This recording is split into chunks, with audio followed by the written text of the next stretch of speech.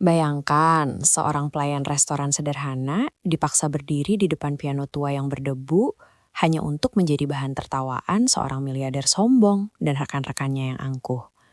Namun, saat jemari gadis itu menyentuh tuts dan suaranya mulai membelah kesunyian, seluruh ruangan mendadak membeku dalam penyesalan mendalam. Siapa sangka, di balik seragam pelayan yang lusuh dan tubuh yang kelelahan itu, tersimpan bakat surgawi yang selama ini tersembunyi rapat. Sebuah melodi kejujuran yang tidak hanya membungkam hinaan dengan seketika, tetapi juga menjadi awal dari perjalanan ajaib yang akan menyeretnya dari sudut restoran gelap di Jalan Braga menuju panggung megah Jakarta yang akan mengubah takdirnya selamanya. Sebelum cerita dimulai, cari tempat yang tenang, duduk dengan nyaman, dan simak kisahnya. Jangan lupa klik tombol lonceng untuk subscribe. Semoga selalu diberikan kesehatan dan rezeki yang melimpah. Assalamualaikum warahmatullahi wabarakatuh. Di tengah hiruk-pikuk Jalan Braga, Bandung, yang syarat akan sejarah, berdirilah sebuah restoran kecil bernama Melody. Bangunannya sederhana, dengan papan nama kayu yang warnanya mulai pudar dimakan usia. Namun setiap malam, restoran ini selalu terisi oleh pelanggan yang setia, mencari suasana hangat dan masakan rumahan yang menenangkan jiwa.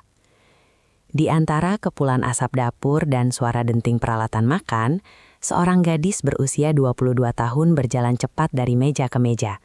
Namanya Ulfa. Tubuhnya mungil, langkahnya cekatan. Namun jelas terlihat bahwa ia telah bekerja keras sejak matahari terbit dan belum juga selesai hingga larut malam.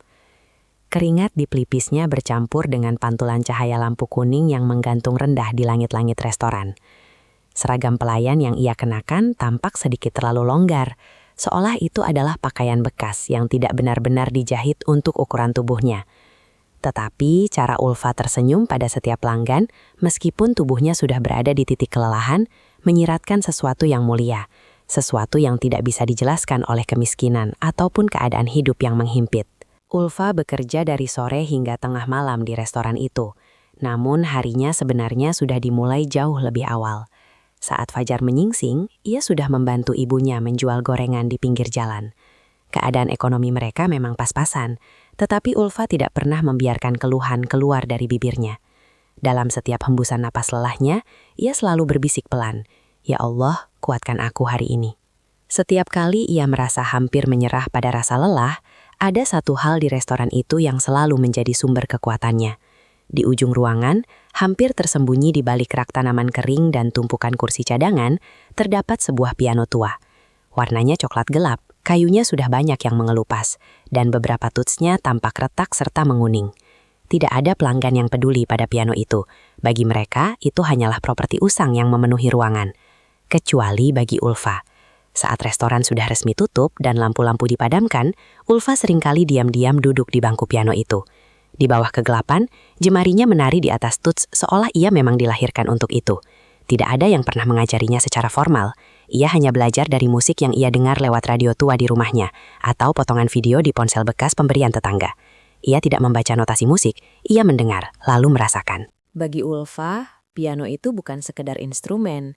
Itu adalah tempat ia berbicara kepada Allah tanpa perlu rangkaian kata. Malam itu, restoran Melody terasa jauh lebih ramai dari biasanya. Pelanggan datang mengalir tanpa jeda, membuat langkah kaki Ulfa terdengar lebih cepat menghantam lantai. "Ulfa, meja nomor 6 pesan 2 teh manis dan ayam lada hitam," seru Pak Darto, pemilik restoran yang sudah menganggap Ulfa seperti anaknya sendiri. "Iya Pak," jawab Ulfa sambil terengah. Ia melangkah ke meja nomor 6 dengan hati-hati, membawa nampan penuh makanan. Di balik senyum profesionalnya, ada rasa cemas yang tersembunyi. Ia menyadari bahwa restoran ini mulai menarik perhatian banyak orang. Dan semakin ramai tempat itu, semakin sedikit waktu yang ia miliki untuk menyentuh piano rahasianya. Ketika Ulfa kembali ke dapur, Pak Darto sempat menghentikannya. "Kamu tidak terlihat baik-baik saja, Nak. Kalau capek, duduklah sebentar." Namun Ulfa hanya menggeleng pelan sambil menyeka keringat. "Saya kuat, Pak. Allah selalu cukupkan tenaga saya."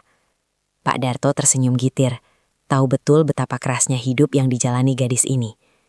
Namun ketenangan itu seketika pecah saat suara klakson mobil mewah terdengar nyaring dari depan restoran. 3 kali klakson itu berbunyi, seolah menuntut perhatian seluruh dunia. Sebuah kendaraan mahal berhenti tepat di trotoar. Lampunya yang terang benderang membuat bayangan kendaraan itu terlihat mencolok di kaca restoran yang buram. Pintu restoran terbuka, dan angin malam masuk membawa aroma parfum mahal yang sangat asing di ruangan yang biasanya berbau bawang goreng. 3 pria berpakaian sangat rapi dengan jam tangan yang berkilauan masuk ke dalam. Di tengah mereka, berdiri seorang pria berwajah tegas dengan tatapan penuh percaya diri yang berlebihan. Namanya Rafa Prasetya, seorang pengusaha muda yang terbiasa dihormati dan dipuja dimanapun ia berada. Rafa datang malam itu bukan untuk mencari makanan rumahan, melainkan untuk mencari sedikit hiburan dari kebosanannya. Ia memandang sekeliling restoran Melody dengan raut wajah penuh penilaian dan penghinaan. Sahabatnya, Gilang, menyenggol lengan Rafa sambil berbisik. "Serius, kita makan di tempat seperti ini, bro? Ini jauh di bawah level kita."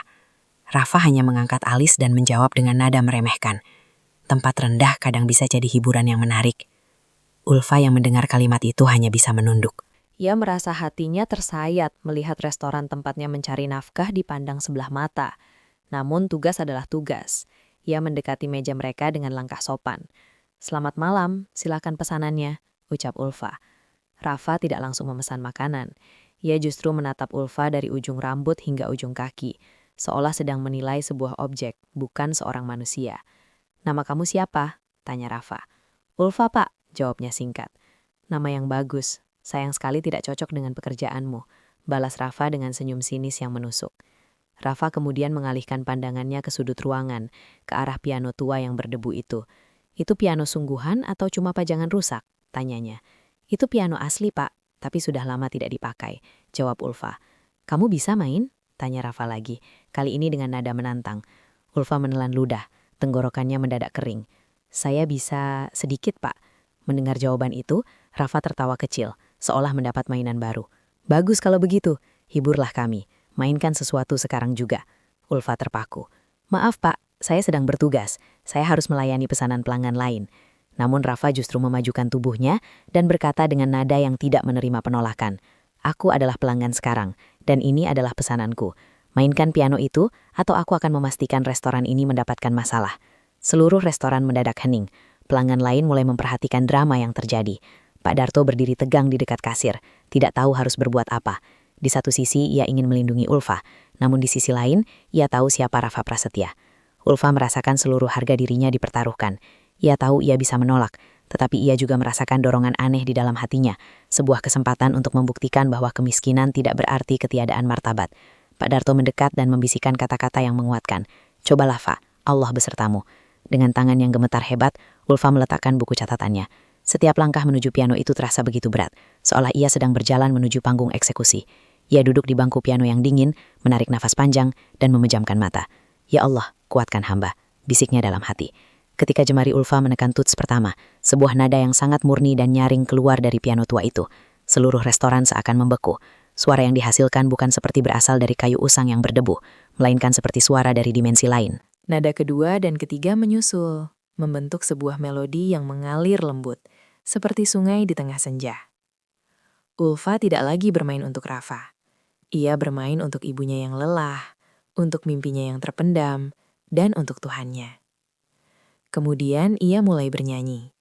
Suaranya tidak datang dari tenggorokan, melainkan dari kedalaman jiwa yang paling sunyi. "Jika dunia menertawakan langkahku, aku tetap berdiri. Jika mereka meremehkan mimpiku, Allah yang akan mengangkatnya kembali." Lirik demi lirik mengalir penuh perasaan, menceritakan tentang luka, harapan, dan doa-doa di tengah malam.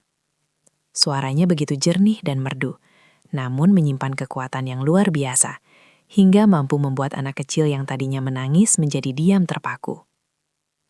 Rafa yang awalnya berniat menghina, kini terdiam tidak bergeming. Senyum sinisnya menghilang, digantikan oleh keterkejutan yang amat sangat. Sepanjang hidupnya, ia dikelilingi oleh musik mahal dan penyanyi profesional. Tetapi ia belum pernah mendengar suara yang memiliki jiwa sekuat ini. Gilang, sahabatnya, sampai mencondongkan tubuh ke depan dengan mata membesar. "Rafa, ini bukan sembarang orang," bisiknya tak percaya. Di sudut lain, Pak Darto tak kuasa menahan air mata yang jatuh ke pipinya. Ia tidak pernah tahu bahwa gadis yang selama ini hanya mengelap meja di tempatnya ternyata menyimpan permata berharga di dalam suaranya. Lagu itu berakhir dengan sebuah nada rendah yang menggetarkan. Keheningan yang panjang mengikuti, seolah-olah semua orang takut merusak keajaiban yang baru saja lewat. Ulfa menunduk, air mata jatuh ke permukaan piano. Ia merasa lega, bukan karena berhasil membungkam Rafa, tetapi karena ia akhirnya merasa dilihat. Tepuk tangan tiba-tiba meledak dari seluruh sudut restoran. Pelanggan bangkit berdiri memberikan penghormatan. Namun Rafa tidak bertepuk tangan, ia justru bangkit dari kursinya dan berjalan perlahan menuju Ulfa. "Kamu tidak ditempatkan untuk berada di restoran kecil seperti ini," ucap Rafa dengan suara yang tidak lagi sombong, melainkan penuh dengan keseriusan yang dingin. Ulfa menatapnya bingung, sambil menyeka sisa air matanya. "Apa maksud Bapak?" Rafa memasukkan tangan ke saku celananya, menatap Ulfa dengan fokus yang sangat tajam. "Aku menawarkan sesuatu. Aku ingin kamu tampil di acara gala besar di Jakarta minggu depan. Di sana akan ada investor, produser musik, dan pejabat tinggi. Aku yang akan menanggung semuanya, pakaian, latihan, hingga transportasi." Ulfa tersentak. Tawaran itu terdengar terlalu indah untuk menjadi kenyataan bagi seorang pelayan seperti dirinya. Saya hanya pelayan, Pak. Saya tidak punya pakaian bagus. Saya tidak tahu cara tampil di panggung besar." Rafa menggeleng pelan. "Kamu bukan pelayan. Kamu adalah seseorang yang punya suara yang bisa membuat seluruh ruangan diam. Itu sesuatu yang tidak bisa dibeli dengan uang." Malam itu, setelah rombongan Rafa pergi, Ulfa berdiri di depan restoran saat hujan mulai turun membasahi Jalan Braga. Ia memandangi kartu nama bertuliskan Rafa Prasetya, founder and CEO Prasetya Group yang ada di genggamannya. Di dalam restoran yang mulai gelap, Pak Darto menghampirinya dengan 2 gelas teh hangat. "Kamu bingung, Nak?" tanya Pak Darto. "Saya takut, Pak. Bagaimana kalau saya gagal? Hidup saya di sini. Ibu butuh saya," jawab Ulfa lirih. Pak Darto tersenyum bijak. "Hidup ini bukan tentang dari mana kita datang, tapi kemana kita mau pergi. Peluang seperti ini adalah cara Allah menjawab doa-doamu selama ini." Sesaat kemudian, ibunya datang menjemput Ulfa dengan mengenakan jas hujan plastik yang sudah robek di beberapa bagian. Ulfa menceritakan tawaran itu kepada ibunya.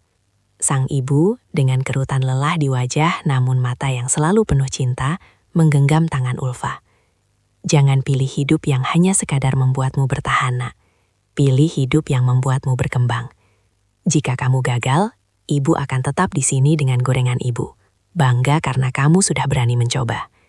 Kata-kata ibunya menjadi restu terakhir yang dibutuhkan Ulfa untuk melangkah.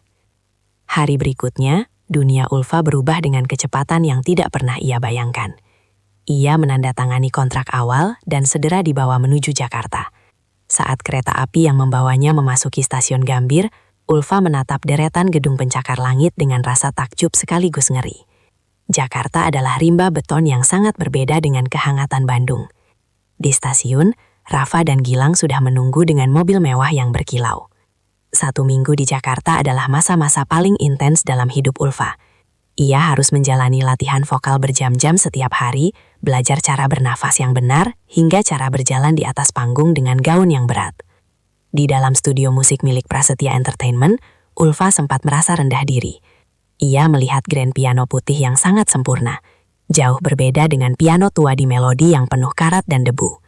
Saat ia mencoba menyentuhnya, tangannya gemetar. "Saya merasa tidak pantas di sini, Pak Rafa," ucapnya saat mereka sedang latihan. Rafa yang selama seminggu ini terus memantau Ulfa berjalan mendekat. "Kamu ada di sini karena kamu layak, bukan karena belas kasihan. Kamu punya hati dalam suaramu, sesuatu yang bahkan penyanyi terkenal pun jarang miliki. Berhentilah melihat ke bawah, mulailah melihat ke depan."